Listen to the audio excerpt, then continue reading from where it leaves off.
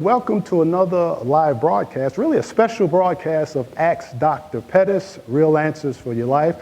I'm Dr. Stephen L. Pettis, Senior Pastor and Apostle here at Better Life Faith Church International, the ministry that teaches you a better way of living. And as always, those of you, if you desire prayer at this time, you can give us a call. As the phone number appears across the screen, we have our Better Life prayer warriors who just waiting to touch and agree and believe God for your miracle and for your breakthrough. And even those of you, if this is your very, very first time viewing us by way of internet or by television, God bless you. As always, let's welcome this national and international audience. Now, normally, those of you who view us for the first Wednesday of the month, it's usually Let's Talk About Marriage and the Family. But this is a special broadcast, and I want to welcome to Ask Dr. Pettis, Pastor Laura Pettis. Well, the program is actually Ask Dr. Pettis, but since you're Dr. Pettis too, I guess someone can ask you too, right? But you know, as always, those of you, if you like to ask us a question, you can fill out the information on that, and hopefully before the broadcast is over, we can answer your question. Before we get started, Pastor Laura, I always like to open up with some scripture foundation that really more or less gives foundation to this particular program. And that's Proverbs 19 and 20. It says, listen to advice and accept instruction that you may gain wisdom in the future. Proverbs 1 and 5 says, let the wise hear and increase in learning, and the one who understands obtain guidance. Proverbs 9 and 9 tells us, give instruction to a wise man, and he will be still wiser. Teach a righteous man, and he will increase in learning. Proverbs 11 and 14 says, where there is no guidance, a people falls, but in an abundance of counselors, there is safety. Proverbs 20 and 18 says, plans are established by counsel. By wise guidance, wage war. And then Proverbs 15 and 22 says, without counsel, plans fail. But with many advisors, they succeed. Amen. So as always, as I said, those of you who are viewing us, if you would like to ask a question, you can fill out the information and we'll get it out to you. And before we open up with the public Q&A, as I said, this is a special broadcast because normally we're doing the marriage and the family. So we're going to kind of combine it a little bit on tonight. Amen. And Pastor Laura, you have some questions for the broadcast, because I know you talk to a lot of people. You're ministering around and all of that. So just kind of share some things of what word on the street is, or what some of the people want to know. Amen. Well, we have a question for you, Pastor. Say, I'm a 34-year-old female, and I recently just got off drugs. And I went back to church. I've been clean for 3 years, but I've been called by God to preach. But my husband is still struggling with drugs. What should I do? She's been, now you said that she's been off of drugs for 3 years. 3 years, but her husband is still struggling with drugs. Okay, well, assumingly, she is in a church, in a ministry, and I would assume that the individual has talked to her pastor. I would assume that's one of the key things. If you're in the ministry, if God has called you to minister, assuming that you are in a church, one of the first things you need to do is talk to your pastor. You know, and your pastor will give her some wisdom on what to do. See, because as far as, you know, as Christians, we're all called to preach. You know, but there can be specific ministries that God has called individuals to do. So even if her spouse is struggling with some things, that doesn't necessarily prohibit her call. So this is why she needs to talk to her pastor and get some direction and some instruction and some wisdom on what she should do. Amen. Amen. The next question is, I have 3 kids by 3 different men. I recently got child support by one father. Should I use the money for the other 2 kids? Well, assuming that I'm assuming that if she got child support for one, I assume she's in the process. I'm assuming, I don't know this, that's kind of vague, but that she's still trying to get child support for the others. But that child support, she's the mother, and she's more or less over the money, how it should go. So I'm not sure what that really means, is should she use it for the other children? That those are her children regardless. So however the money comes in, you know, she has to oversee it. So that, I don't think that would be fully right, where this amount is just, she said this only goes to child A, and then you got child B and C who may suffer. Well, you got some people, Pastor, that you get child support from one kid and you still get public aid for the other two kids.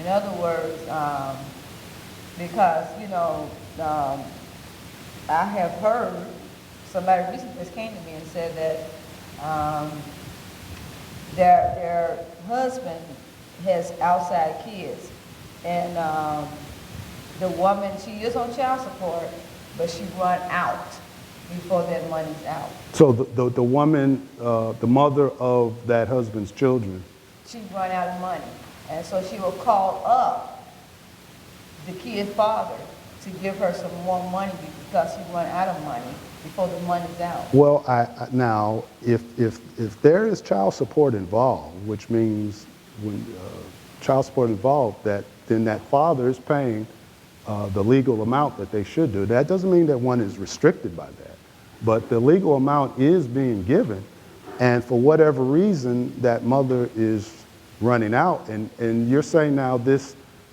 is this father, he has another family or whatever? He's not with her.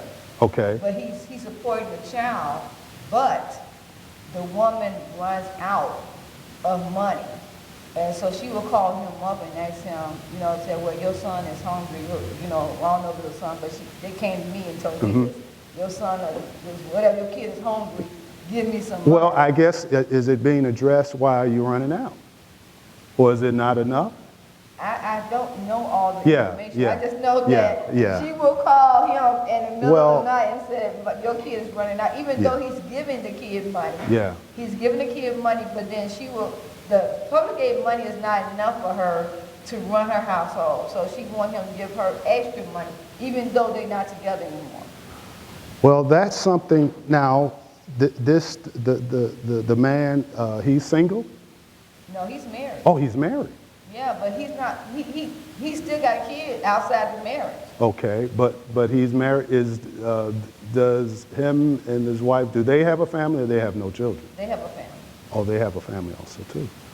Now, I know I'm asking a lot of questions. I don't know if you know this or not. Does the husband, do they have a substantial amount of money? I don't know. You don't know that. Okay. Well, The key is he's giving her the money, and she have other kids, and so she's not getting enough money. So is it right for her to ask her family? Oh, okay. So she's just, so she's just running out of money in general. Yeah. From child, well, she gets child support. She get child support. So he's paying what he's legal. Well, it's kind of, it's up to him in a sense. But then if he's given, like I said, I don't know this, it's possible, but she's not getting enough money and income, but that's nothing new. That's in a lot of households, that it's not enough money to meet the needs. So that's not anything new. So maybe there's something she has to kind of do in a sense, perhaps. Now it's up to the man, to the father, if he wants to give more or he wants to see what's going on or something like that, then that's something totally different. You know, but if he is legitimately doing his part from a financial standpoint, not that I'm saying that child support restricts one or limits one, then there's really nothing else for him to say about that. You know. The next question is, I recently got a disease by a married man. Should I tell his wife?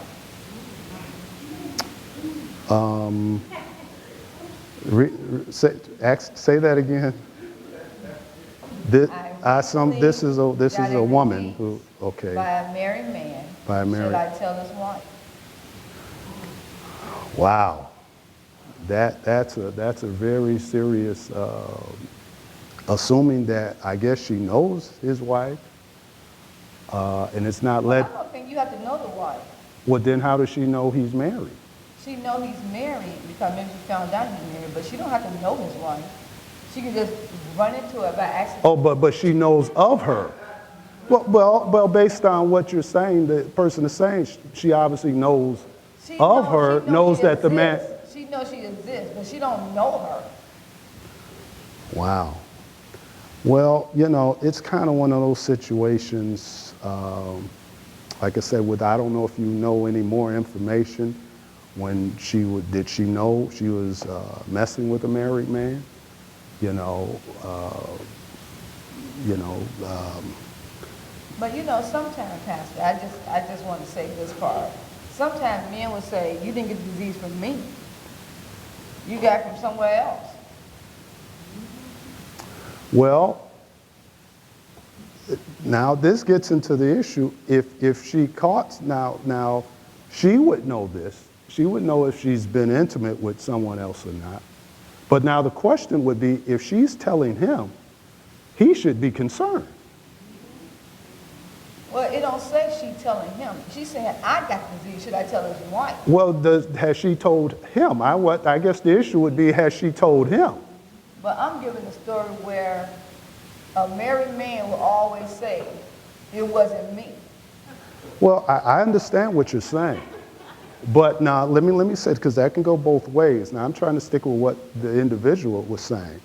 But now, if you caught something, you have something, and whether a married man or not, say it wasn't me, if someone I have been intimate with and they got something, it doesn't matter it wasn't me. It's a possibility. Let's say if it wasn't me who gave it to you, maybe you gave me something. So that would be kind of silly for a man to say, "It's not me." It doesn't matter who were the giver or the receiver. If one's saying they got something and I've been intimate with you, there's a possibility I've got it too. So does it matter on who gave it to who? The question is, you got it. Well, it makes it different with the person that have it, feel that, you know, they've been in, you know, because when you're dealing with a man that's cheating or a woman cheating, it's always the integrity of each one talking. Sure. Because y'all both cheating. Yeah. So it's like, how can you sit up here and pinpoint anybody because integrity is no good. From a moral standpoint, neither one of them can point the finger from a moral standpoint. So it doesn't matter who gave it to who, because morally they both should not be doing that. One of the things I've said for years, and this is a lesson for anybody, that when you're promiscuous like that, you're not just possibly sleeping or being intimate with that one. If they are active, you are really being intimate with those who they are active with. You know, so if I'm promiscuous and you and I get intimate, then you're being intimate with the people I've been intimate with. So that's not a wise thing. This is not even a church Jesus thing. That's just not a wise thing to do, especially in these times. You know, this is a whole different field when I was a teenager 40 plus years ago. You know, years ago, I mean, certain things you can catch, you know, I'm asking this question, Pat. This is not one that came on the internet. Is it wise for a husband to wear a rubber on his wife? Well, that all depends if they've agreed, and that's a type of birth control. If a condom is part of the birth control plan, then what would be wrong with that? What, that she's not on birth control? Well, I don't know that. I'm asking a question. Well, see, this is what I'm saying. Now, so in other words, you're saying that if she's on birth control, he don't have to wear it, but if... No, I'm not saying that. If what I'm trying to say, I don't want to just throw it out. If a man uses a condom with his wife, that there's something wrong going on. Not necessarily. Maybe that's part of the birth control system with them both. I don't know. That could be, if that is the case.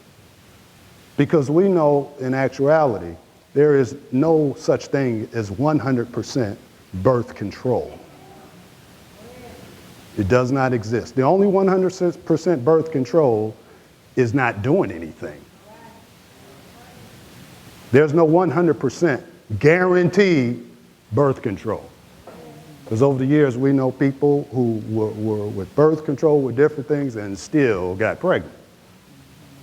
So the only guarantee is not doing anything. So now, if that's not the case, if the plan is not birth control, I know what you're saying from the beginning. if that's not That's it, the beginning of the stage. But what if he just recently wanted to start wearing? and I guess she would ask why. What is this? Why are you doing that? Why are you? What is that? Why are you doing this? If that's something that just all of a sudden start happening, why are you doing this? That is suspicious. You know, on the same token, it would be like, how would the man feel if all of a sudden you just found out your wife is taking birth control pills? See, because that could be interpreted that way too. A man using a condom with his wife, and she could be suspicious, like, what are you doing this because you're out doing something else? On the same token, then the husband finds out the woman taking birth control, his wife, and didn't know it. What are you doing that so you won't get pregnant when you go out too? Well, what if the husband don't want no more kids and the wife stopped taking the birth control pills? Well, that's something that both of them need to discuss. No, but what I'm saying is that you're not watching her taking the birth control pill, but she want another kid, but he don't. Well, then once again, that's something that they need to discuss. If they don't do that and that happens, then there can be some trouble. Okay? I don't know if that helps with that. Any more questions they've got told you? Next question is, I lost my job and had to move in with my parents. I am 45 years old. Now they are depending on me and I want to move out. Am I wrong? Is it a man or a woman? Not that it matters, but is it a man or a woman? It's a man. He moved in with his parents and now they depend on him, like go grocery shopping or pick them up from somewhere. Well, okay, I'll put it this way, without knowing more details. If he's 45, obviously the parents' minimum is 60, minimum. And that's shooting kind of low if he's 45. So his parents are older, obviously.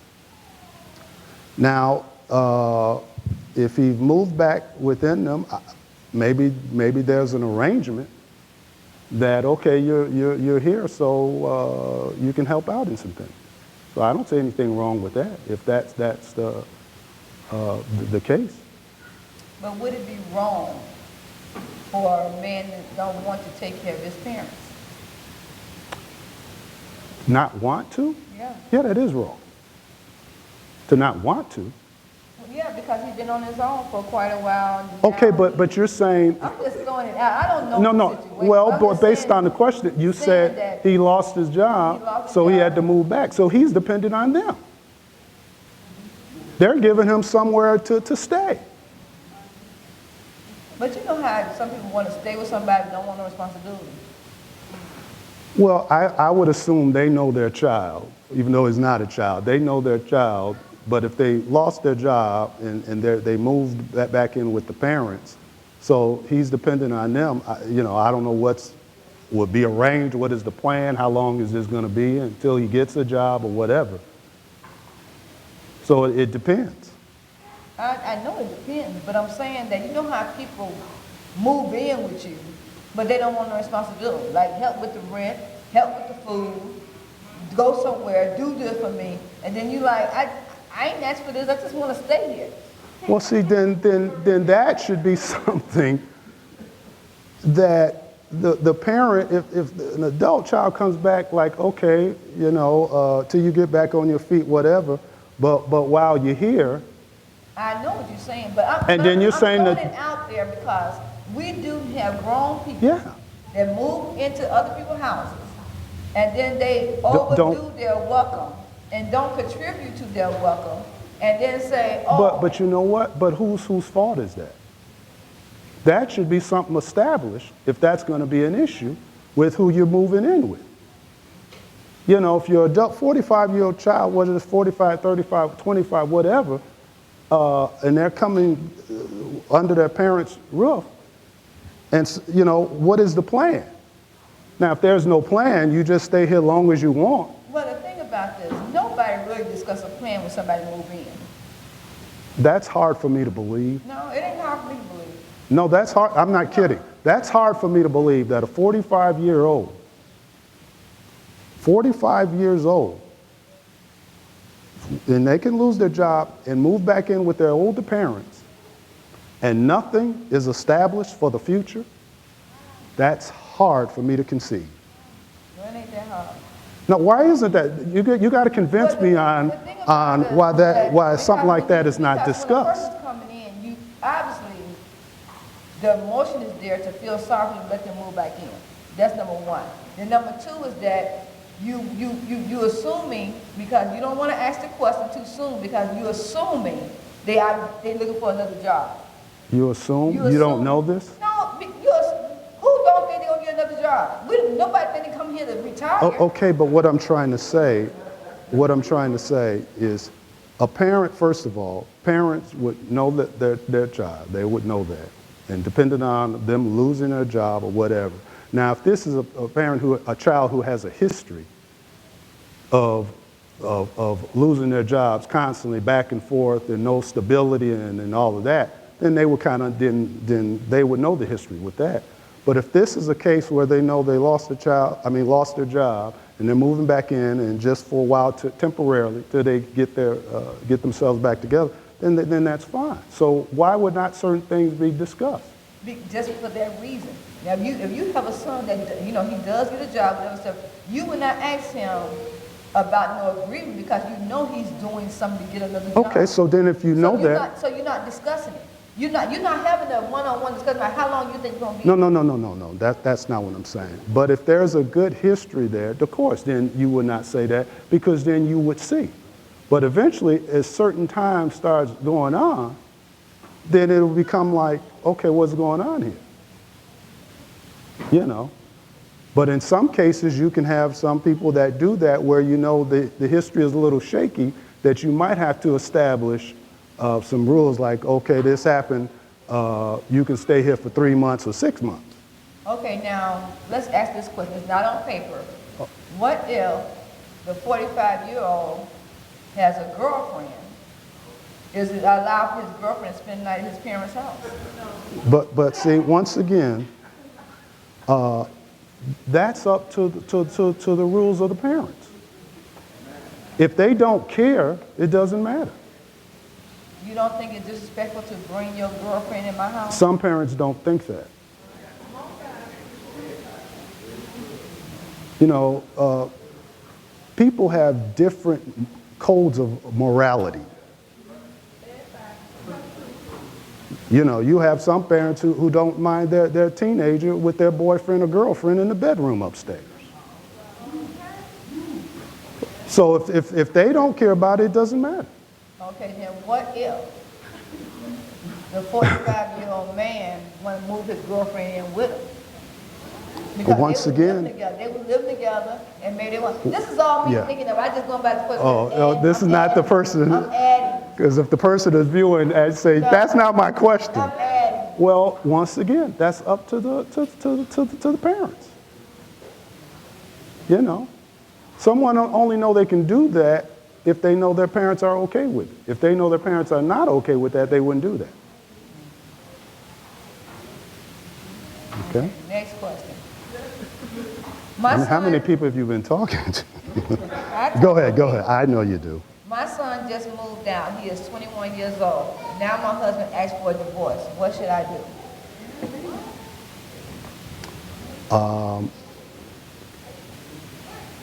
So this is a woman, a wife saying, once again, without being specific, do you know, is it their son or her son? You're not sure. And he asked for a divorce. I guess she what should she do? I would assume to talk to, like, if this was a surprise, did this come out of nowhere? Well, I'm assuming as a mother and as a wife, it's like two blows. It's like my son is leaving, you know, he's getting his life, and now my husband will leave too. It's like, your whole world can be changed based on two important people walked out of your life. I mean, even though the son is moving out with her blessing, but then the father, this is like, this is two whammies in 1 month. Well, I'm assuming. Most times, things don't just all of a sudden happen. There's no such thing as we go to bed happy and then wake up, I want a divorce. That doesn't happen. Obviously there's some issues going on that leads up to that. So this is something, I don't know if she's aware of what's been going on and whatever. She needs to talk to him. Why are you leaving? What's going on? Like I said, I would think the majority of the time, when divorce doesn't just pop up out of nowhere. Decisions like that don't just you just wake up and that's it. Now, I don't know this to be a fact, but I have seen people meditate in these areas for quite a while, and they have not opened their mouth. Yeah. And then they feel when the opportunity come their way, opportunity come their way, which means an open spot, open door. So, okay, then this is my time to say I want out. Yeah. And so you could be meditating. You might not never open your mouth, said it verbally, but you've been thinking about it for quite a while. Yeah, sure. But you might not. But me and you've been acting normal. We went out for breakfast. We went out for lunch. We eat at home. We talk. We go on vacation. But I've been wanting to divorce you for quite a while. Okay, if for something to just be a total shock that seemed just out of nowhere, then there was not much closeness in that relationship. Because you don't have to verbally say anything. Your actions say a lot. What you do or what you're not doing can explain the strength of a relationship.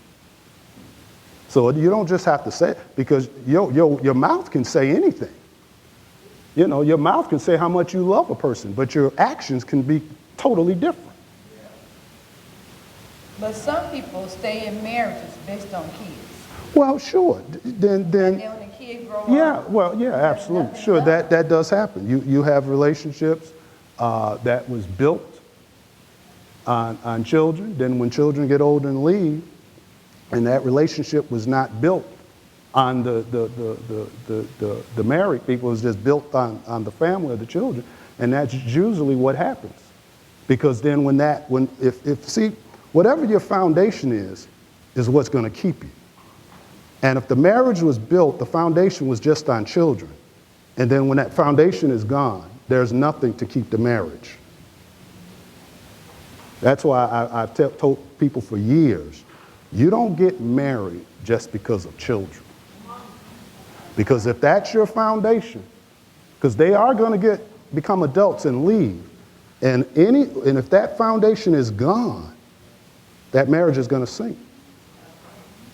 It's just like if love is gone.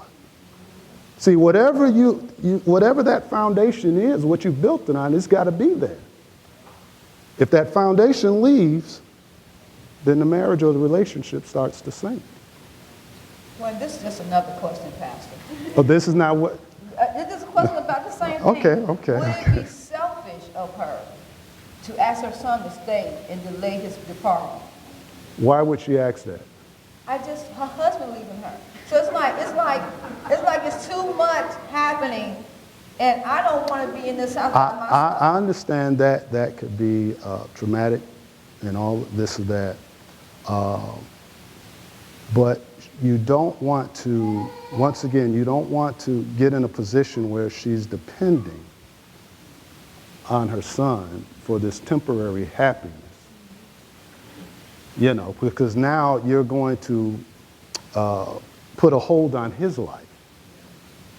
Or you're going to kind of put him in the middle, and that's a bad place to be, in the middle of your parents. You know, that's even why most people I've talked to and observed, even in divorced families, sometimes it's very painful on the child. You know, so now you definitely, that would be selfish to put your child in the middle of your parents. So that wouldn't be a good thing. The next question. I have been abused by men all my life. Now I have feelings for women. Am I confused? Okay, say that again. I've been abused by men. This is a woman. A woman. Okay. All my life. Now I begin to start having feelings for women. Mm-hmm. Am I confused, or is that all right? Because, you know. Yeah. Well, of course, from a biblical standpoint, that's not right. And she's basically kind of asking, is she confused? She is confused. You know, and it doesn't necessarily mean one will go to the same sex for things. You can get confused. You know, when you've had bad relationships or things that happen, it can bring confusion. You know, that could be with anything. You know, not just you've had bad relationships with men and then all of a sudden a woman sings or whatever. You know, that could be with anything. You know, when you've had there's some people who've had bad friendships. So now they put this wall up and they will never befriend anybody. They are confused. You know, so your bad experiences can bring that confusion because, and it's a matter of trust. It's really a trust issue. You know, she's had bad relationships with men, so she don't trust men. So now maybe maybe I can trust another woman. And that can really go with anything. So really in a situation like that, she needs to be healed. You know, you need to be healed. I've said this also too for years. Anytime anyone, when you get out of a relationship, definitely if you're married and it's been a long time, or even if you were not married, you don't need to jump right into another.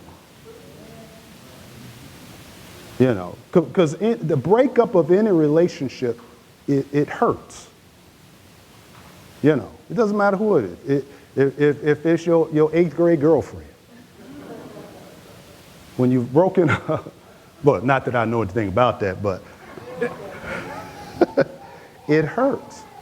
So with any relationship that you've invested in and whatever, you don't need to jump into another. Now, I know people think that. They think the way to get over her, get somebody else. That is not true. That's no different than you hurt and start drinking to ease the pain. It's not true. So you need to heal. I know what you're saying is true. But, you know, some people are dependent on others. And they have raised their life in depending on other people's emotion to help them get to the next level. Mm-hmm.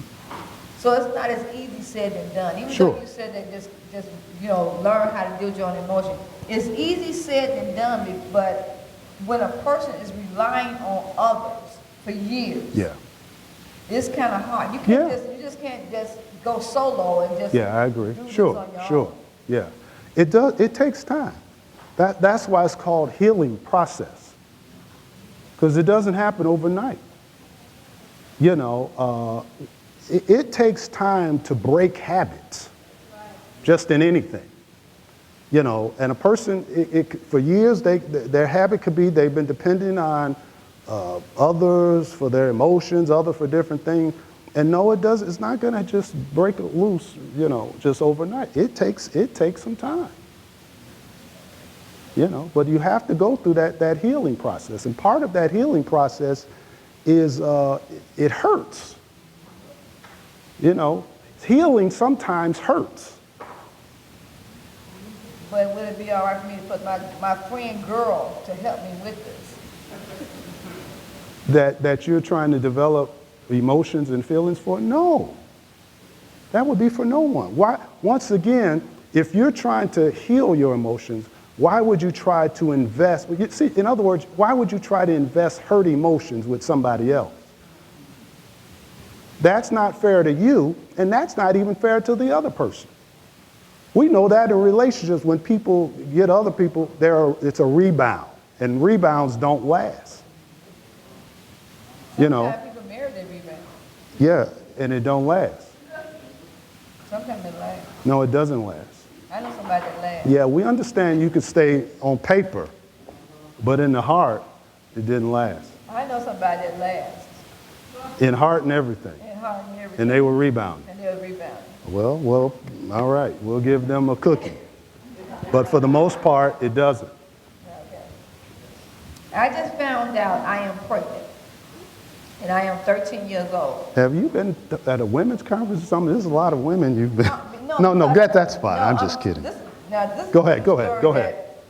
One of my grandkids go to a school, and my grandkids are in grammar school, and one of their friends is a father. Okay, go ahead. What's the question? So should they tell their parents? Repeat the question again. I just found out that I'm pregnant and I'm only 13 years old. Should I tell my parents? Yeah, absolutely. Because you're 13 years old. You're still, you're at home, obviously. You're a child. Yes, you do because you need that support from your parents. But what if she gets thrown out? Well, that's not legal, first of all, to throw a child out. We have known parents I understand. let their auntie raise them, let their cousin raise them, but- go over grandma's yeah, house. I don't want to be bothered with yeah, this. but I don't want no kid Well, in my house. well, And you should never done this. yeah, and now yeah. you made our house inconvenient. Yeah, and yeah, blah blah blah. And now Yeah, That's one of the and fears that yeah. a child would not tell their parent because they're afraid of getting thrown out. Well, like I said, that's not legal, first of all, and Well, shame. the parent would not think about throwing out. Just saying that you just go over there until you have your baby. Well, then that's another issue. That doesn't say much about a parent. You can be hurt, you can be shocked, you can be disappointed, you can be all of that. But in good conscience, how can any good parent put out their 13-year-old? I understand it happens, Yeah, it does. but shame on that parent. Yeah. I'm not taking away the hurt. You can feel all kinds of emotions and feel anger and all of that.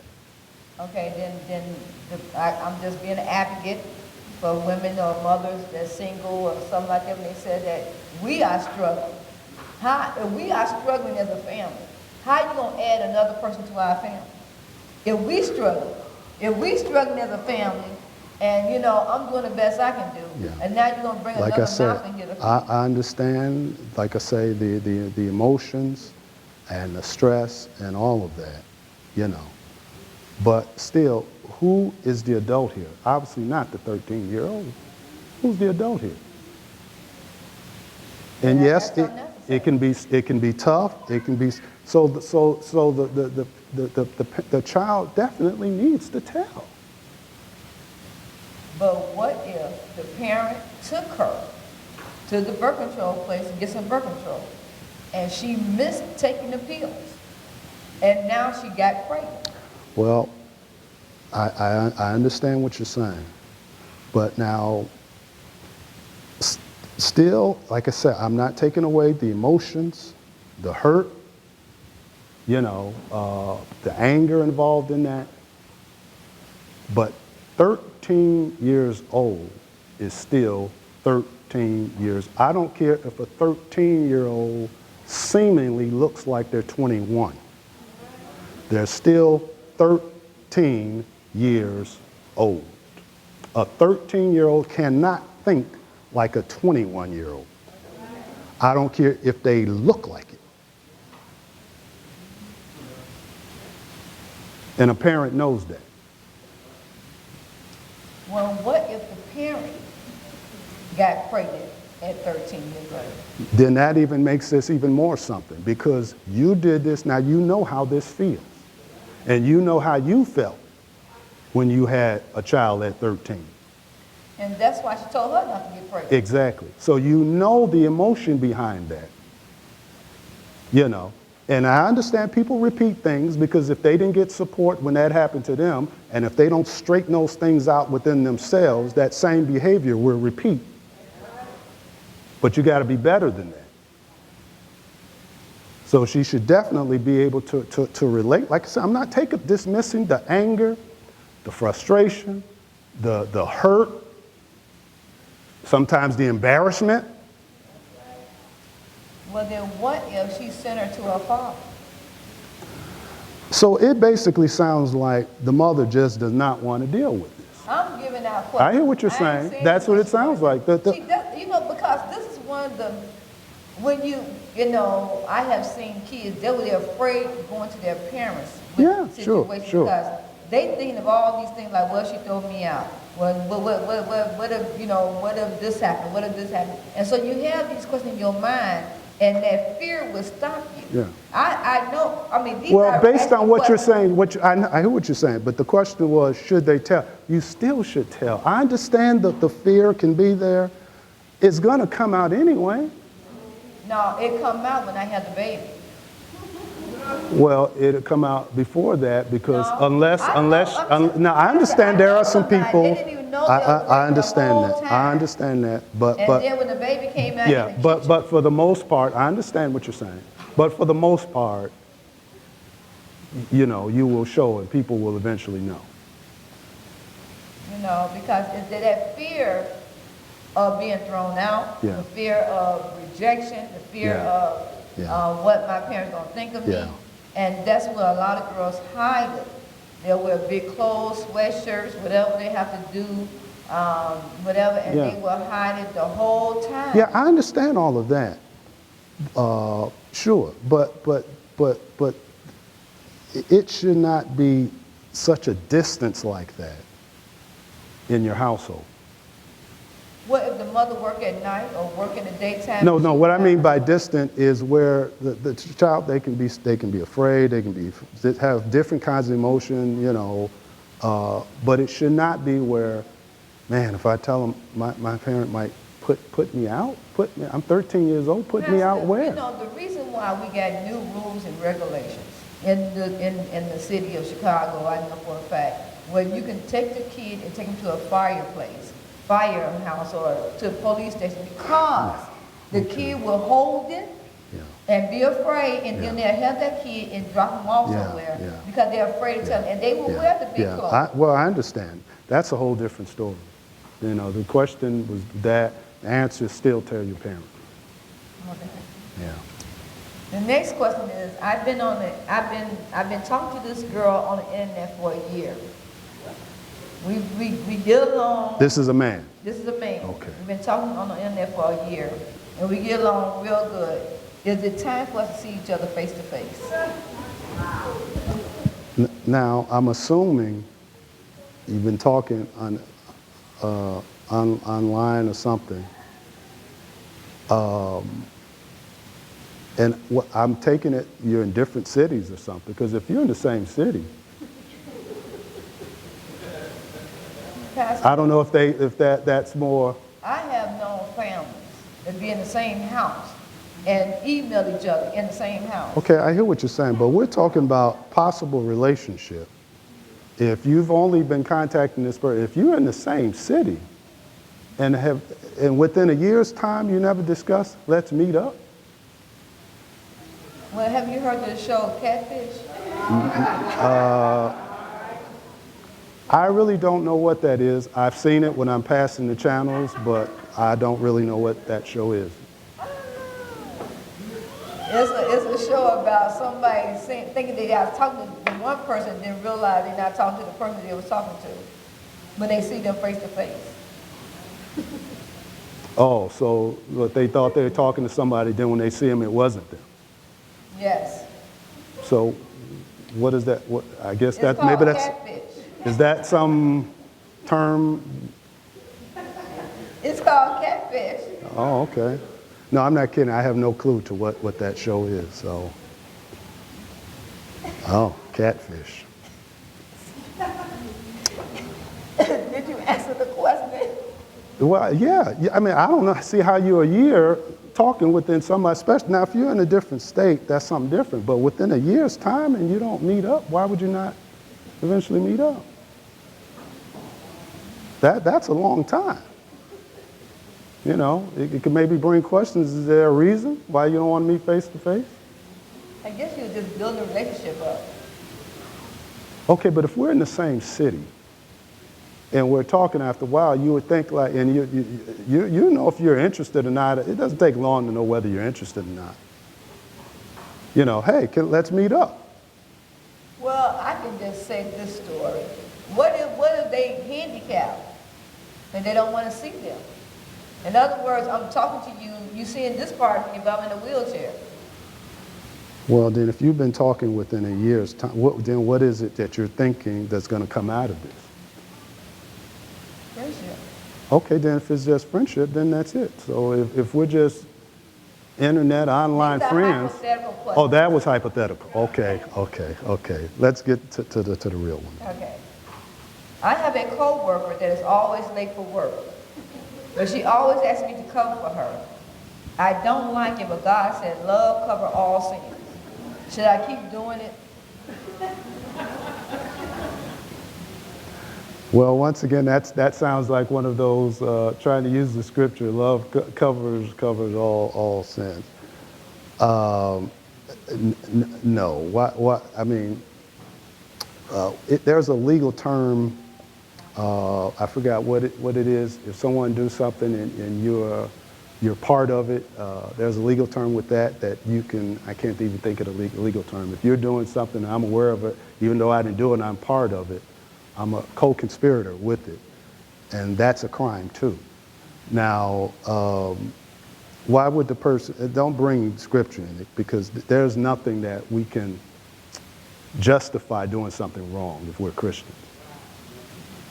So no, if you're going to lie, that's you.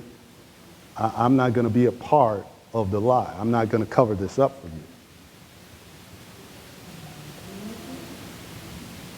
So leave me out of that. This is the last question, Pastor. Okay. Recently, I got a promotion on my job, and my wife don't know. Should I tell her? Wow, I'm trying to figure out boy, you're talking to some people. Got a promotion? Yeah. First of all, that's a happy, great thing. And for a person to even ask that, should I tell them, then obviously there's some issues going on here. Why would you not want to tell your spouse you've been promoted? So you keep the money. Well, then and then they've got some issues that they need to deal with. For you to not want to tell your spouse that you've got promoted or you got something that, they've got some trust issues. So they need to address those trust issues. Amen. Okay. All right. Once again, those of you, if you like to ask a question, fill the information out, and before the broadcast is over, you can we can answer it for you. So we're going to open up for public Q&A. Those of you, if you have a question, come on up.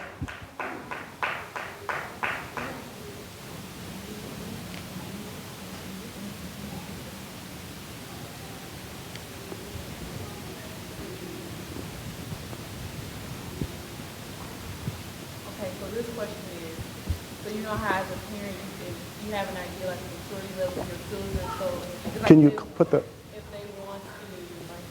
If they want to go somewhere or pursue something, like, I don't think you're really ready yet. Start over, because the mic wasn't on. So when you have children, you know their maturity level. If they want to pursue something or like go out of town for a summer or something like that. So what if the parents see their child differently? So if the mom is like, well, no, I think Crystal is ready to go spend the summer in Spain. And then dad is like, no. So, and they could both have, convincing reasons why. So where do you go from there? Like, as the husband being the head of the house, do you just veer towards that as the wife? Or, you know, even if it was vice versa, if the husband thought the daughter was ready but the mom didn't. So where do you go with those type of things if, I mean, you have equal authority, but then the man is the head, but it's like, no, I think she is ready to go to Spain. Like, it's, you know, you want to experience the world and travel, you know, so how do you kind of deal with that? Let me say this, when you were thinking about that, and I don't want anyone to ever think this, because I think this got misconstrued some time ago. The man, even from a scriptural standpoint, being the head, that doesn't automatically mean he's got the final say-so. That's not scriptural. You know, if the man got the final say, he can say something crazy. And he could be like, well, since I'm the man, I got the final say-so. That's not true. You know, I think we were talking about this some time ago, that, you know, where some people in Christian marriages, they think, well, you know, since the man is the head, and if he say we're going to go here, that's what we got to do. That's not scriptural. It don't say that. Amen. You know, there's just divine order. That doesn't mean that ultimate, the final authority in Christians' relationship, Christian marriage is God. So not the man, he got the final authority. Well, he said we got to go to Spain. That don't say that. See, because if that was true, then that would be a violation of the equal authority. Equal means equal. Equal authority, equal decisions. Okay, so I have to put that out because I think we were talking about that some time ago, where people just always assume, you know, well, if the man say this, you got to follow your husband. That don't say that. It never said that. Especially if your husband not saved. And he's the head of the house, you know, and you said, oh, well, we're going to do this and change everything, change the plan of God. Yeah. Because he just said it. Right, so that's not true. That never was true. Now with that, because you can have, because each parent, they have a different relationship with the same children. Mother has a relationship with the child different from the father has a relationship with the child. So I'm saying that because it is very, very possible and more than likely, each parent could have a different perception of the same child. Where it is possible one could see them mature, the other one can possibly see them not as mature. You know. So in a case like that, it really has to be really, really worked out together in making certain decisions on if the person to want to go out of town or do this and do that. And we would say, well, I think not this, that. We'd have to come to some type of agreement or something with that. And that's between the parents. But that's kind of normal, you know. There's a different, you have the same child. Now, you can see some of the same thing, but there's a difference. So in other words, our 4 children, we don't view them exactly the same way. Just don't. No one does. No one does. Because you got 4 different personalities. Well, but I'm talking about from the parents' perception. In other words, how you view your daughters, and we're not saying one is more or less. It would be the same. Well, one loves more than less. We're not saying that. But it's still a different perception. It's not the same. You know, so that's why both parents have to, it's so important that both parents are in agreement with certain things concerning the raising of the children, because it is a different perception. Same child, but you're looking through two different eyelids. And plus, it's like, it's one thing that helped is like how the parent was raised. Yeah. Because the parent might have been very independent and might did stuff boldly, where the other parent might not did that. Sure. And they you know, they was raised a certain kind of way. Then it's like we are battling against how I look at things. Yeah. You know, like, oh, that's adventure. Let her go do that because you went to Mexico when you was young. Right. I'm like, because you went to Mexico, they don't make no difference. They ain't going to Mexico. Yeah. You know, it's like a different mindset of how they was raised. Yeah, sure, absolutely.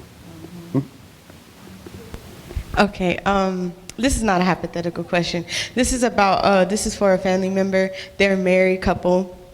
So what happened with this situation is that the husband really wanted to make a major purchase, like a car, and the wife thought that it wasn't time to purchase this, but he still wanted to do it anyways, and he went on and did it himself.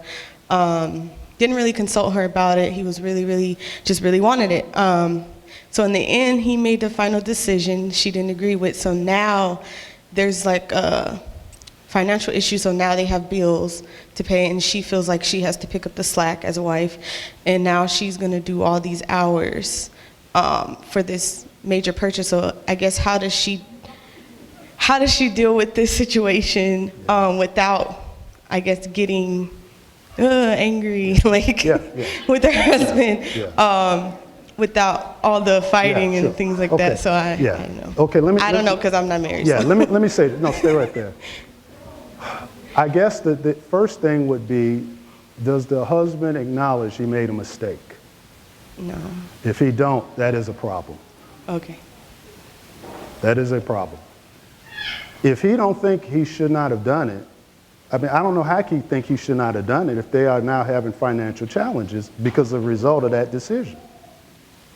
Because he feels like he's a grown man and he can do what he wants. Well, see, that is, yeah, I hear what you're saying. That is very selfish. This one of the things I tell people, if you're a selfish person, don't get married.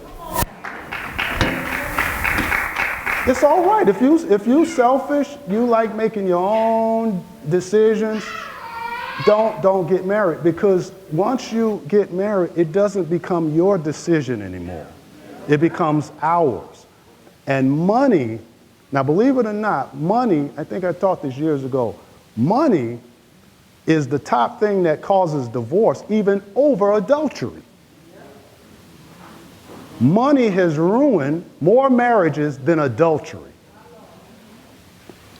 And especially, by him buying a car, because he's grown, well, why should he work extra hours? Well, but it's like, it don't make no sense to me. If you bought the car, then that means you can handle the bill. Well, but then you can have a relationship where obviously that was foolish for him to do that, and especially if they talked about it, and then he did it anyway. So even doing it anyway, that brought about division. But see, what I'm saying is that you bought the car. That means you can handle the bill, and that still do not take you away from paying the bills in the house. Okay, but see, I hear what you're saying. I hear what you're saying. I hear what you're saying. No. But you know what? Now we know this with people. This is why do people, for the most part, get just in debt over their head? Because they want stuff now. That's just the nature of people. You want it now. And if not, all of us, most of us have been through that point in your head. You wanted something so bad. And you knew in your heart you really don't need to get it, but you'll fool yourself in your head and say, okay, I'm going to just get that, but a few other things so I can do that. And 9.9 out of 10 of the times, that don't work. Because you can't instantly change the set point in you. In your head, we'll make up stuff. Well, I just got to get that so-and-so. I know this extra bill. I'm going to be able to pay it. I'm going to just cut back on eating out. Or I'm going to cut back on this or that so I'll be able to do it. 9.9, that don't work. Because you can't change the set point in you overnight. Because we all have a set point in us, even concerning finances. Nothing is, see, in other words, if you're a person who's not used to paying bills, I'm giving an example, and all of a sudden you get bills, because you have them don't mean that it's not going to make you pay them. Because it's a set point in you to not pay them. So until you change that set point, you ain't going to pay them. So now that was not a wise decision, especially if they talked about it. That you shouldn't do this right now, and they did it anyway. It was selfish. and now they're paying the price for it. That's why in marriage, the decision I make is going to affect her. Decision she makes is going to affect me. It's not just about you anymore. You know. And now I hear what you're saying, but now maybe what she's thinking is she's got to take on this extra something to relieve this burden to try to keep this family together, if that's the case. But it's stress on her. I mean, I hear what you're saying. I hear what you're don't know saying. what he did. I only heard what Antoinette said what she's doing. Yeah. I didn't hear him get no extra hours. Well, I hear what you're saying. All I hear her saying is that she working. No, I'm not saying that it's right. I'm not saying that. But see, now we don't know I don't know if she want to go more into details. I don't know the full story on that, where she may feel maybe he can't do it or he's not doing it or whatever, and for her to try to keep this together and to try to repair this bad mistake or not or whatever, it really wasn't a mistake if we discussed it, but his selfish decision, you know. So now she's trying to keep it together. Maybe that's the case. I'm not saying it's right, you know. So, but finances and married couple, that's one of the things you have to be in agreement with. Because really, like I said, that's one of the top things that can ruin a marriage, even over adultery. Now, you think adultery be the first thing. Somebody cheat on me, I'm out. That ain't always true. It's that money. That lack of it has ruined relationships. And then even that bad stewardship. See, because if your spouse become a bad steward, you know what that does? You no longer trust them. And trust when that trust is not there, it's going to affect other areas. Because then if that trust ain't there, then you know what's going to start coming. If I don't trust you, then I'm going to probably start keeping secrets. Because I don't want to tell you because I don't trust you. So then when I do get that promotion, like that other question, maybe I'm not going to tell you. And it's going to just eventually ruin the relationship. You know, one of the things that you don't recognize is that when you're carrying somebody else's burden, you are carrying the weight of the person how much they weigh. In other words, if I weigh 150 and the other person weighs 185, I'm carrying that weight, and it's weighing me down. Sure. Because I'm not designed to be 300 pounds and I'm only 150. Yeah. So in other words, that whole weight of that person, and because everything has measurement, people don't recognize that. But that measurement of that person carrying their weight is wearing me down, and I can't get up. Yeah. See, because biblically, we're not to carry no one's burdens. I'm not here to carry her burdens. As a Christian, she shouldn't have any, and neither should I. Yeah. Now, we help each other if there's something there. We help each other to get delivered from that. But I'm not carrying it. But you're carrying the person that they weigh. If you do, absolutely. The whole weight of that person that you are carrying. That person is 200 pounds. You carrying their weight. Yeah. And that's why you can't get ahead. Yeah. That's why you get depressed, you get moody and whatever, because you're like, I can't get out of here because I'm suffocating. Yeah. Yeah. Because I'm carrying their weight. Sure. I think I left too soon for my question. So it's unrelated, but so if, once again, a married couple and the commute to the wife's job is 2 hours away. And so her husband works as well. But so she decided that they need to move closer to her job because, the commute is just kind of too much on the whole family. So they move closer to the job, but the husband still has not found a job yet in the new city that they're in. Should they have, and so I guess she was kind of explaining that he's just kind of frustrated being like Mr. Dad, like, what is it, Mr. Dad, or, just being at home now because he hasn't found a job yet. So should she have waited to move until he found a job? Because, she's still at the company that she's been in, just now the commute is better, but he hasn't found anything yet. And he doesn't like being at home, like picking up the kids, doing et cetera, et cetera. So should she have waited? Sure, absolutely. Okay, although the commute was putting the strain on the house because she's 2 hours away, 2 hours back. Well, first of all, I guess, is that commute something new that happened, or has it always been that way? I mean, it's been that way, but as their kids got a little bit older now, they're in school, you know, like she wants to, I guess being 2 hours away is just a bit much. Because, you know, her husband's working, so she was still, you know, getting the kids and stuff right, but she wanted to be at home with the kids, you know, in a reasonable hour or, you know, just have more family time, but because the commute was so far. Okay, but what I'm saying. But no, it's not new. She's right, been. if the commute has always been two hours, so you pretty much adjusted to that. And then now this is where they come together and in good stewardship. Okay, it would be better we move this or that and I'll be closer to whatever, but being closer and then there's still no other income. I mean, but I think they're okay. Well, then if they're okay with it, then what is the problem? No, I think they're okay financially with her working because she was the breadwinner. So I think they're okay financially. He don't like being at home because, you know, he just hadn't found a job, whatever. So that's what so I think financially they're okay. Well, I'm assuming, especially now, that there's only basically two reasons. I'm not talking about anyone retired or whatever, but not working, maybe because if you have a career and you haven't found that particular career or whatever, or you don't want to. Well, so he's looking for a job.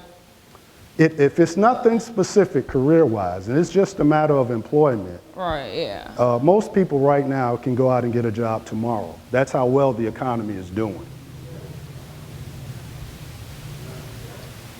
Right, and I think for this, I think they stayed in a smaller town where they got paid a little bit more, so moving up here, he's not finding success in that specific. He was a truck driver. So he wasn't like, I guess the suburb they live in is not really as, he won't be home at night. You know, it's not like a 9-to-5 truck job. So, you know, I made some suggestion like maybe he could work here, and she's like, well, that's not really enough for him, you know, just to what he used to making. So Right. I don't necessarily, so I think he just haven't found anything yet, and he was looking before they moved, and it still just hasn't come. Well, I guess it's up to that, to that couple. Like, does it sounds like he's more bothered at not working. Does she don't care if he's working or not? No, she wants him to, but I mean, I guess I'm just asking from an outside looking in, like, should the family have waited to move until he found the job? Because she's already had the job, she just now lives closer, but I should guess they have if waited? the main thing is him finding the job and not necessarily the commute, then yeah, they should have waited. But I guess for her being... Especially if the commute, this is nothing new. Right, but then I guess does she have a different And say? then do they have a plan? See, because it's kind of, this is why I said money can ruin relationships more than adultery. Because not even just the lack of it, you got people with plenty of money, and because of it can ruin it. You know, so this is where they need to discuss on, okay, and this is with anyone. And I'll say this, and we'll get to the question. This happened to me in 1986, 3 years into our marriage. And one of the biggest mistakes I ever made, and it was because I had gotten some advice, and looking back on those years ago, it really was not good advice, really. And I got fired from my job in '86.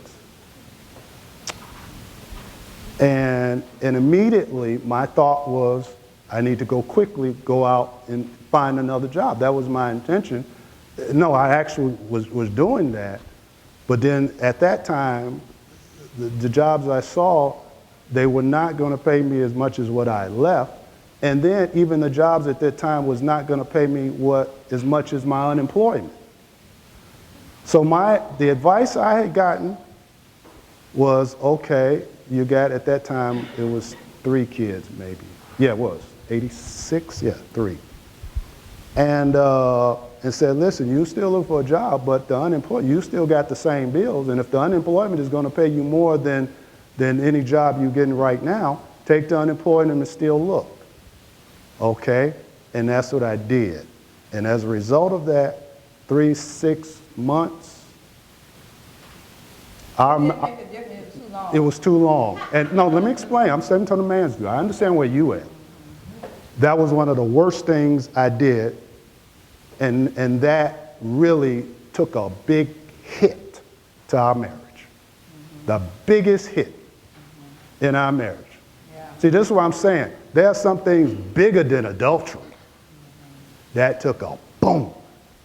And one of the things about that really struck out very much because, you know, he was in his pride and he wanted, you know, to do certain things. And my mindset was like this. If I walk into this public aid office and I ask for help, I don't need you anymore. Yeah. And when I walked in there and I said, the government is taking care of me, not you. Yeah. So that means you can walk out the door. I did not care anymore. Because my mindset was like, you ain't taking care of me. The government is. So what you here? What do you need to be here for? And the thing about that, it's not like you necessarily told me that, but that's what was going on in your mind. That was going on in my mind. And I started making plans. And started making I plans. started making plans like, you know what, I don't need you.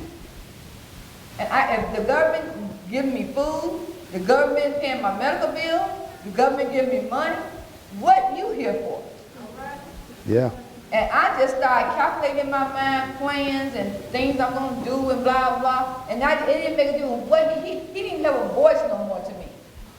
Because my mind was like, you can't say nothing. You can't make no decision when you ain't got no money.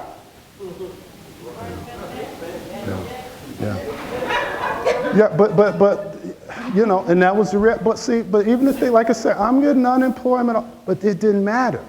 What ruined it was I should have been out there in the field, according to the scripture. We don't need to be at home together unless we both retire.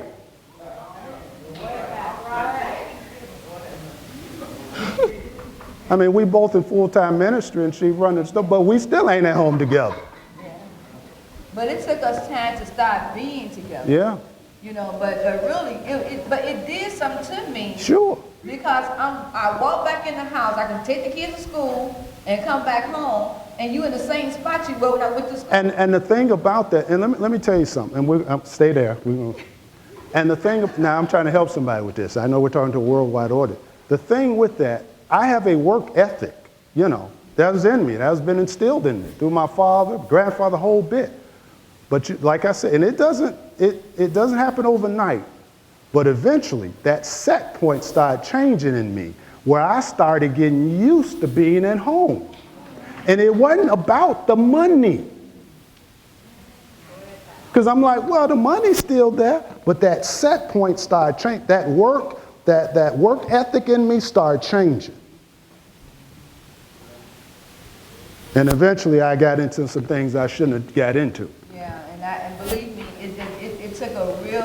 it took somebody praying for us. Yeah. Because we was right. We was right. Sure wasn't. Right. Right. I looked at him totally different. Yeah. I didn't have no respect for him. Yeah. And I started viewing her differently. And the thing about this, you know, and I was making a plan.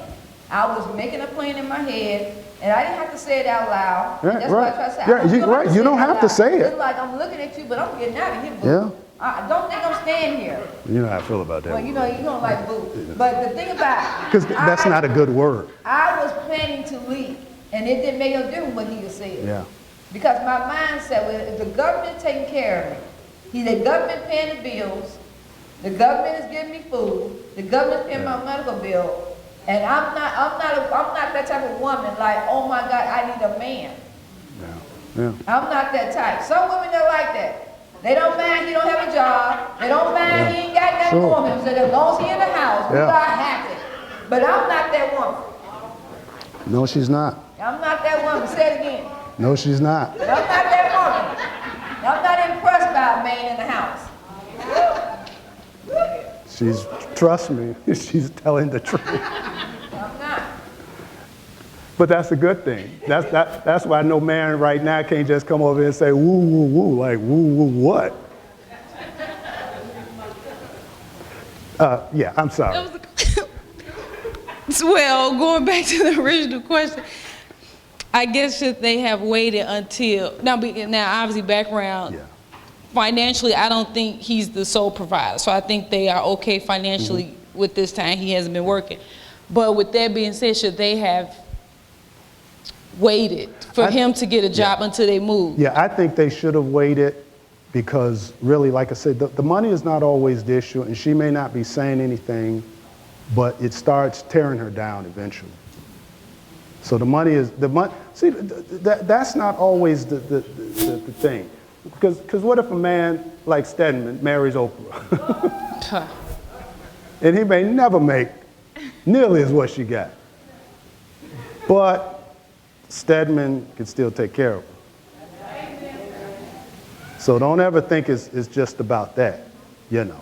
So yeah, I think she should have waited, and then they worked it out. They put a time frame on it, you know, like, okay, he wants the truck job, but if this truck job don't happen by such and such, you need to do something else and change plans. See, changing plans don't mean it's permanent. You know, you can have a plan of something, and then if it doesn't work out the way you initially started, no problem. You know, we make some adjustments, you know, and that's okay.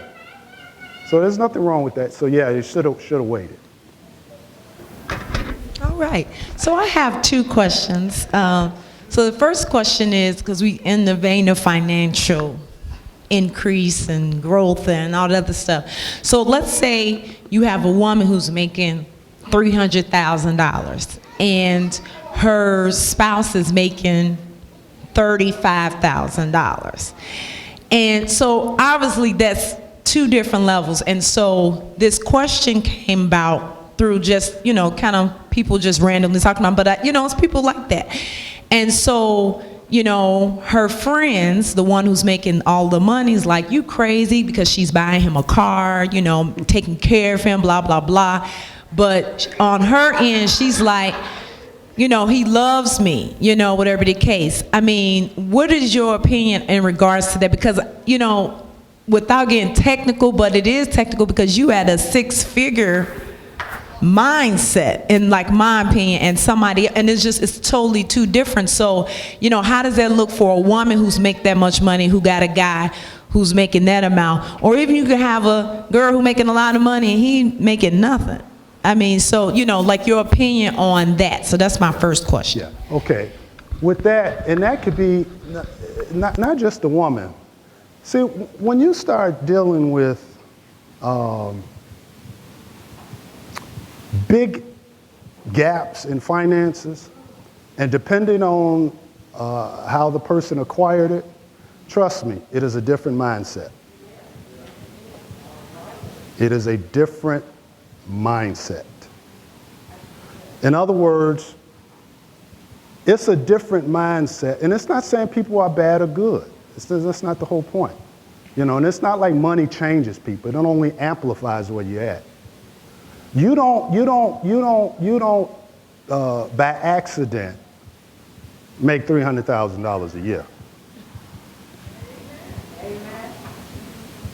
You can make 35 like that. Come on, I just proved my point. It's a different mindset. You can make $35,000 a year like that. You don't accidentally make 300. You ain't got a plan to make 35,000. You got a plan to make 300. So it takes a certain mindset. Trust me, it takes a certain mindset to do that on purpose. So whether it's a man or a woman, and if a person, and let's just say, like I said, we're not saying bad or good. It's just a different type of mindset that you would have. And from a man's standpoint too. You know, if the man is making $500,000 and then the woman is making 40, it's a different mindset. You have a different perception of life. You're looking through different lenses. We don't really see the same thing. I know what I'm talking about. You don't see the same thing. And so it's going to be a different mindset because, like I said, you don't just automatically make $500,000. $30,000, you can get a good paper route.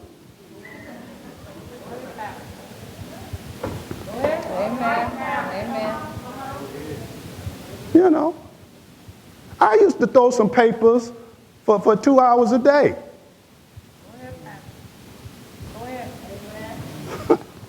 So it's a totally different mindset with that. And I'm not saying things can't work like that. And I'm not saying, like I said, don't confuse what I'm saying. I'm not saying money makes a person. That's not what I'm saying.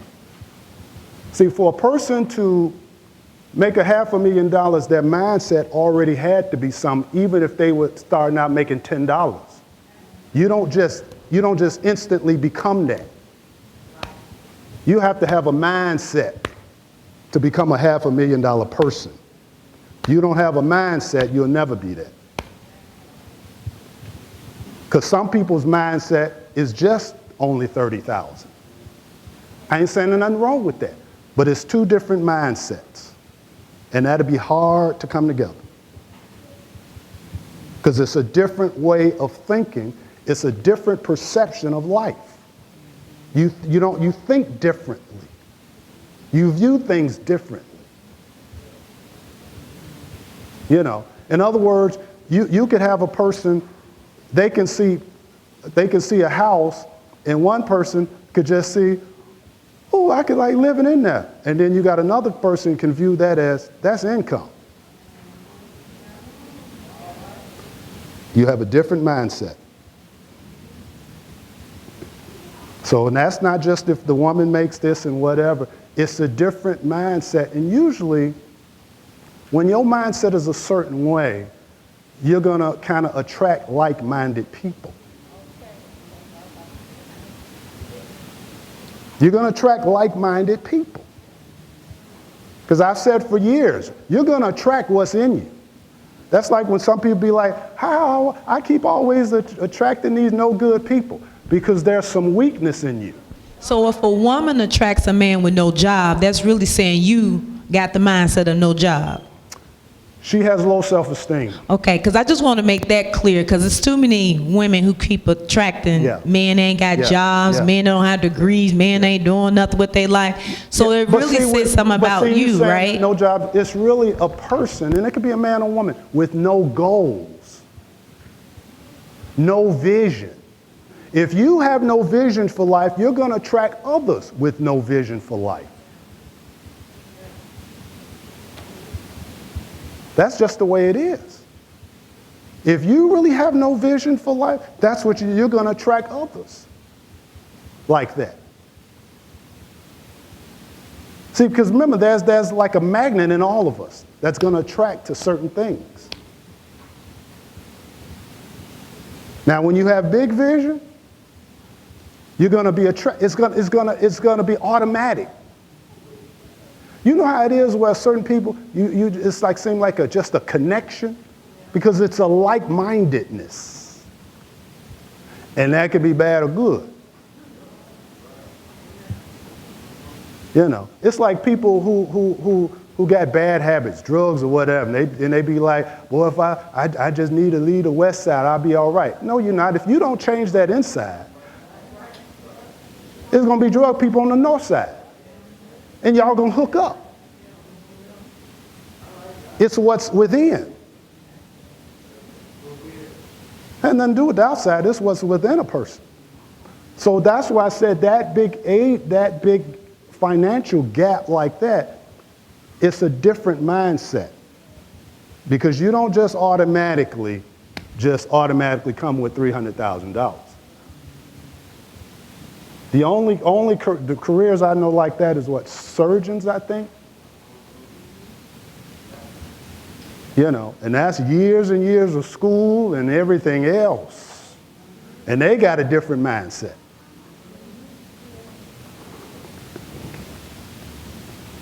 So the second question is kind of unrelated, but it's just when you talk about the self-esteem, because, you know, there's a scenario, and I just recently got engaged, and I feel like... Oh, really? Yes, I did. And so... Did the world hear that? You just hear it today. And so it was a question about if you were to get a proposal and the guy didn't have a ring. Like, for me, that's a deal breaker. And so this one guy commented and said that he proposed to his now wife, and gave her a rubber band just to see if she was going to say yes. And I feel like, you know, for me, I speak for me, I can't speak for nobody else. That's an automatic no for me, because I feel like this is how you're valuing me. You feel like because you can, and so my question is, you know, should a man be ready to propose to his wife, or, you know, whatever case, with a ring? I mean, and I know that people say that's materialistic, but let's be honest, everybody's materialistic. Nobody walking around looking like who shot Johnny. So, you know, is it wrong for me to say, you know, I want a ring? This didn't happen to me, but for somebody else, you know, I want a ring. I want somebody to get down on one knee and give me a ring and not give me a rubber band because you're trying to see if I'm materialistic or something like that. Yeah. Let me say this. When people say materialistic, it's not what you think. It's not about stuff. Materialism is really putting things before God. It has nothing to do with stuff. When people say that you're just materialist, they really don't know what they're talking about with that.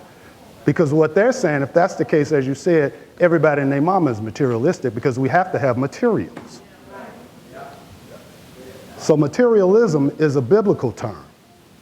It has nothing to do with what you have. It's not about stuff and things. So let's clear that for the air. Once, when people say you too materialistic, it's like, what does that mean? It's not about things and stuff, okay? Now, it's up to an individual. You can have a woman who may genuinely don't care about a ring, about nothing. And if they genuinely don't care, if that's not their standard, then that's them. I know a woman that didn't get married without a ring. I know a woman that got married without a ring. Yeah, but see, this is what I'm trying to say. If a person really don't, if a woman does not care about that at all, I mean, legitimately don't, and that man, he knows she don't care and think nothing about it, then it's no problem. Yeah. You know, but now on the same token, and I won't talk about people like that. If that's them, that's them. If they don't care, they don't care. That's them. You got to live with that. But then on the same token, then don't talk about another person or call them materialistic, because their standard is, if you're going to propose to me, minimum a carrot.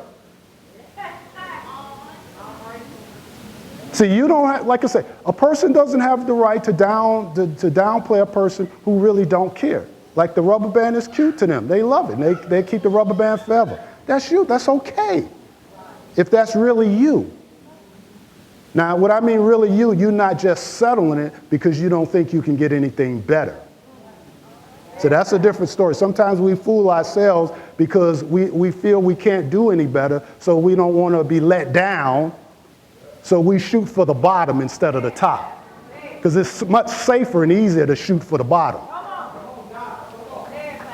So now, if you're not doing that, and you are legitimate in your, that it just does not matter, that's perfectly okay. But then one where it does matter to them, then don't knock them. You know, because I hear I've heard it from both sides, where you can, sometimes you have people who say this person, they don't want much, and they this, that, and they may legitimate be that way, perhaps, if they really are. And then you got others who say, this person, they just ask for too much. You can't tell what's too much for another person. You don't know what another person requires. You know, if another person, if you had a woman who, like, listen, the man I met, he got to make $1 million a year. You can't get mad at her and say, oh, she just too, yeah, no, that's too much for you. And it's okay if a person legitimately say, you know what, I don't need all that. You're like, okay, girl, go ahead. You know, help yourself. I'm going to come to your party. If it's just you and we eating off paper plates, I'm going to have a ball with you. But in my thing, we got gold. So don't hate on me. I'm going to hate on you. And that's a legitimate thing. See, because sometimes people, we've got to be careful on both sides to not make a person feel bad because maybe, you know, paper plates is their standard. I mean, legitimately their standard. You know, I'm not talking about they just afraid. No, that is their standard. They like paper. But see, you'll be able to tell when people are legitimately something because they don't have no problem being happy for somebody else. See, I could be happy if I'm legitimate with my paper. I could be happy with my paper plates, and I can still rejoice with you with your gold plates.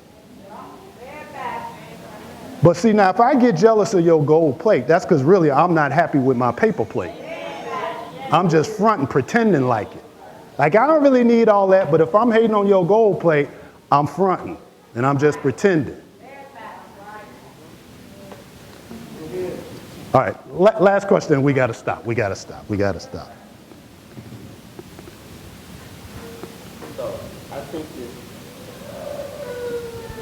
Okay, now so my question, I seen this on TV where I know like times change, like now they have engagement rings for men. So I guess my question would be, would that make that out of order because now they have engagement rings for men? Would that make that out of order for a man to have engagement ring? No, not at all. There's nothing wrong with that. You know, I mean, to me, that could be kind of a good thing. You know, in the sense of the woman wear engagement ring, she let everybody know I'm engaged. So it'd be kind of a good thing if the guy say, hey, I got me one too, I'm engaged, y'all. Okay.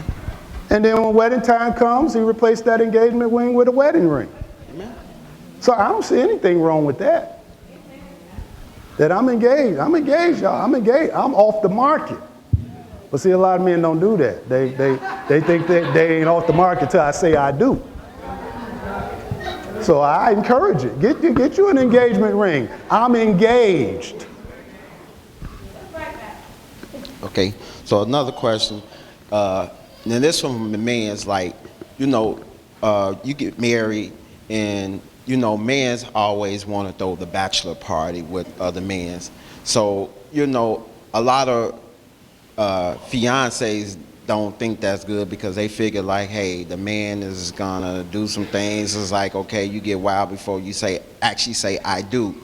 So I guess my question be with that, even as a Christian or as a man, is that wrong that a man have a bachelor party, which means it's his party and she have her bridal party, whatever. Mm-hmm. So I mean, you know, like yeah. People, you know, they might have strippers or something like that. You know, I'm just saying because some men, they do that. Yeah, they really do that. Yeah. And then some women, they have strippers as well. Yeah. So I'm saying, like, is that agreeable to say, hey, we cool with that because we're married, or would that be as Christians? Yeah. No. If you are a Christian, you ain't got no business with no strippers or Mr. America jumping out of the cake at the bachelorette party. If you're a Christian. See, you saved now. The stripping days are over.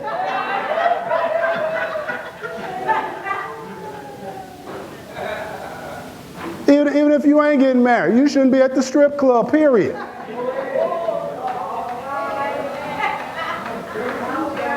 You shouldn't be watching strippers. We saved.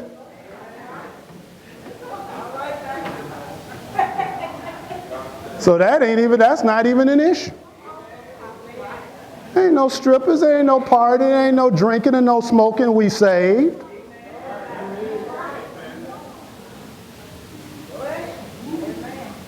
See, if we Christians, we can measure it like this. Can I invite Jesus to my bachelor party? Can Jesus and Mary come to the bachelorette party?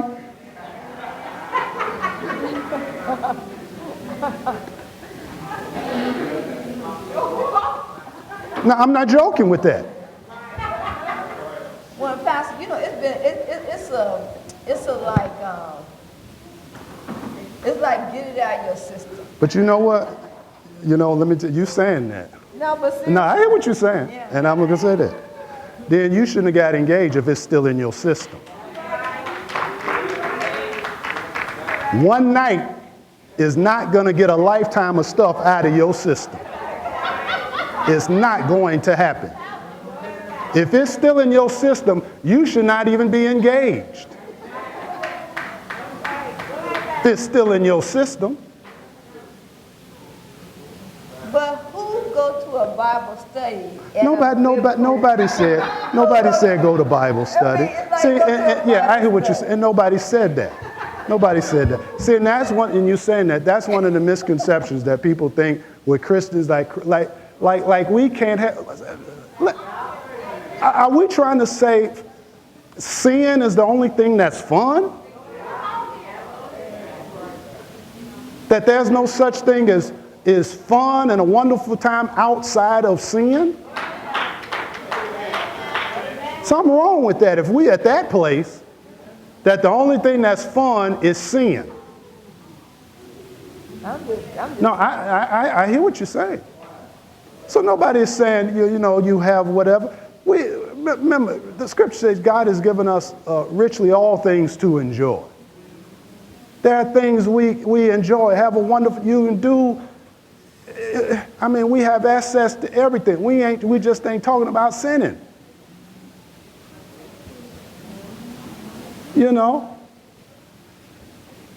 It's nothing wrong with laughing, having a good time, having food, having this or that, playing games. There's nothing wrong with dancing.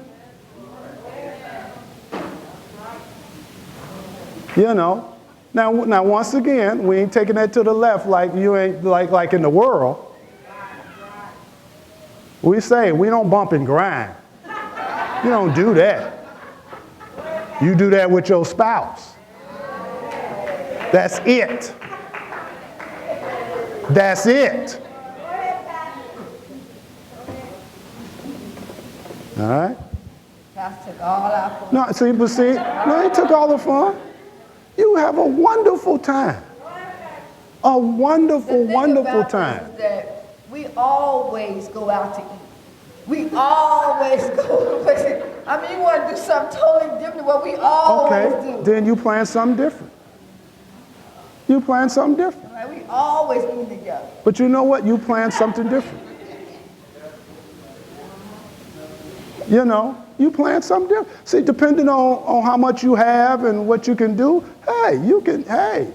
depends on where you at. Especially if you plan stuff out, you can do something different. I'm just saying. No, I hear what you're saying. It ain't just going out. You go somewhere. There are a lot of places to go. You got the money, fly out of town.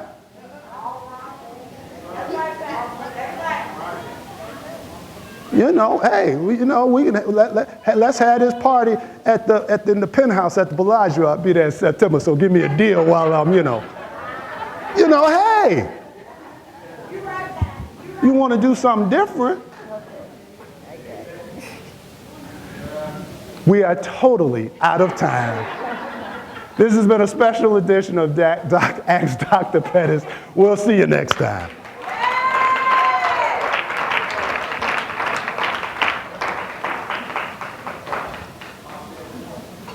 Wasn't that an exciting word today?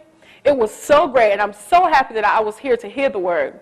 We're not out of word, but today we're out of time. On behalf of Better Life Faith Church, we would like to thank you for joining us for our live stream today. Before you leave our page, we would love for you to follow us, like us, and share us with a friend or family.